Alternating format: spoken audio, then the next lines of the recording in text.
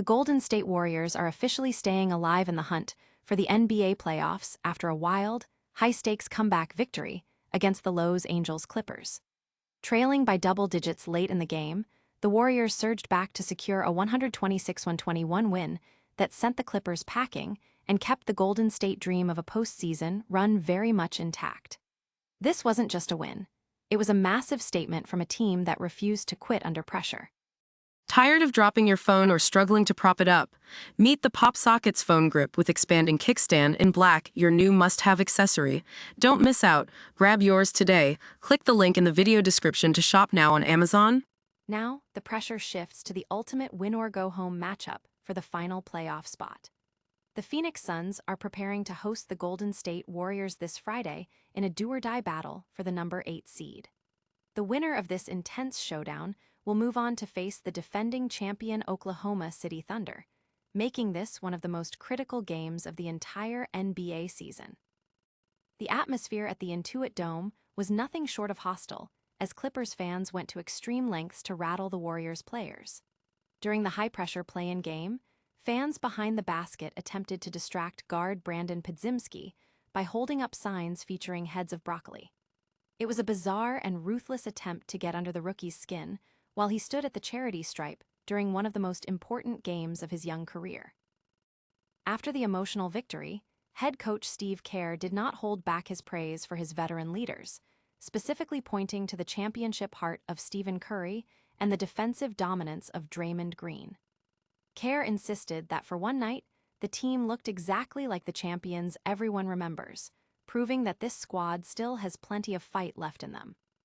If you want to stay updated on all the playoff drama, smash that like button, subscribe to the channel, and hit the bell for all the latest NBA action. Ever get the feeling that the Golden State Warriors are just playing by their own set of rules? They stepped into the Intuit Dome on Wednesday as clear underdogs, and for a long stretch, they played like it. But then, the switch flipped. In a turn of events nobody saw coming, Al Horford became an offensive powerhouse, while Draymond Green locked down the perimeter, powering the Dubs to a gritty 126-121 win over the Clippers. This wasn't just a win. It was an elimination-saving statement that officially sent Los Angeles home for the summer. It's exactly the kind of gritty, resilient Steve Kerr has been banking on, especially with Stephen Curry back in the mix after that knee injury. But let's be real. Is this late-season magic sustainable, or are they just delaying the inevitable? Here is the deal. Despite that electric victory, the Warriors aren't officially in the playoffs yet. As the 10th seed, they are on a high-stakes mission where they need 2 wins to punch their ticket. Wednesday checked the first box, and now they are staring down a winner-take-all showdown with the Phoenix Suns this Friday at 10 p.m. ET. It is a straight-up road game for the 8th seed, and the prize? A first-round date with the defending champs, the Oklahoma City Thunder. If you are a fan of high-pressure basketball, you cannot miss this. If they survive Phoenix, the bracket resets and the real chaos begins this Sunday. Will the Warriors pull off the ultimate underdog climb, or will the Suns extinguish their fire? Drop a comment below and let me know your pick for Friday night, and don't forget to hit that subscribe button to keep up with every twist and turn of this NBA postseason. After all, in the playoffs, reputation is just a word. Results are the only thing that actually matters. What if your entire season came down to a single night of redemption? The Phoenix Suns just found out that life in the NBA doesn't offer many mulligans, but they are about to get one anyway. After blowing an 11-point fourth-quarter lead against Portland and letting a golden ticket to the playoffs slip through their fingers, the Suns are officially at the last-chance saloon. It was a gut-wrenching loss that should have secured them the 7th seed, but instead, it left them staring down the barrel of a high-stakes showdown on April 17th against none other than the Golden State Warriors. Coach Jordan Ott isn't sugarcoating it. The team is hurt, but they have to pivot immediately. The mandate is simple. Just get in.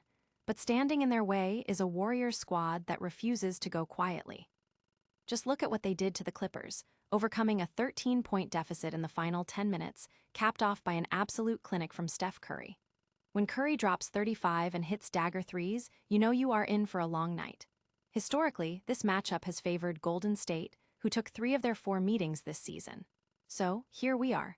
The winner snags the 8th seed, and a date with the defending champion Oklahoma City Thunder. It is survive or go home.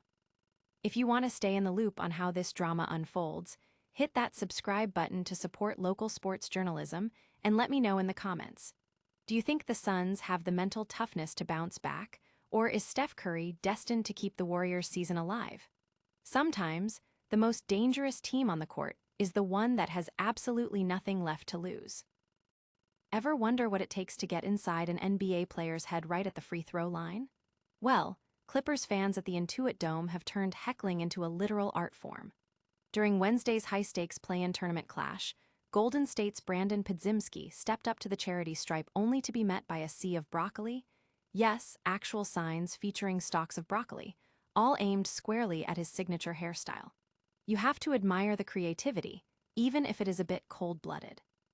This is exactly why the Clippers' dedicated fan section, known as The Wall, is gaining a reputation as one of the most hostile environments in the league.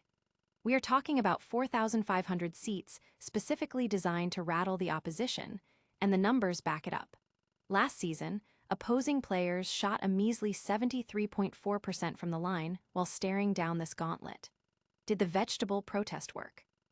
Well, Podziemski split his free throws, and while he maintained his composure with a smile, the pressure in that arena was palpable. It is a classic example of modern NBA psychological warfare where every distraction counts. While the Warriors battled back after a rocky start, it is clear that in this league, you need more than just a smooth jump shot. You also need a thick skin to handle the fans. What do you think? Is this the ultimate home court advantage or just crossing the line? Drop a comment below, and if you love staying ahead of the game with the latest Bay Area sports updates, hit that subscribe button. At the end of the day, whether you are rocking a broccoli sign or a jersey, it is all part of the game we love. Just when you thought the Golden State Warriors were finally ready to pack it up, they reminded the world exactly why you never, ever count them out. Down 13 in the fourth quarter at the Intuit Dome, the Warriors weren't just facing a deficit, they were staring at the end of their season. But in the clutch, they didn't fold. They remembered who they were. Stephen Curry dropped a vintage 35-point masterclass, capping it off with a step-back three that silenced the building and put the Clippers on ice. But this wasn't just a one-man show. Al Horford was catching fire from downtown, and Draymond Green, he turned into a defensive nightmare, holding Kawhi Leonard completely scoreless for almost the entire fourth quarter. When it was over, a 16-6 closing run secured a 126-121 win that felt like a statement of defiance. After the game, Steve Kerr wasn't just talking about a victory, he was talking about legacy. Banging the table, Kerr shut down the critics who wanted Steph to sit out the year, saying, "Everyone out there who thought Steph should take the rest of the year off, this is what he does." He even went as far as calling Draymond the best defender he's ever seen in his life, and frankly, watching those late-game steals, it's hard to disagree. But the most chilling line of the night came when Kerr admitted, "For one night we're champions again." It might just be a play-in game to the rest of the league, but inside that locker room, it was a reminder that the heart of a champion still beats in San Francisco. Now, they march into Friday against Phoenix with a chance to prove this wasn't just a fluke. Do you think this gritty Warriors squad has enough left in the tank to make a deep run, or was this their last stand?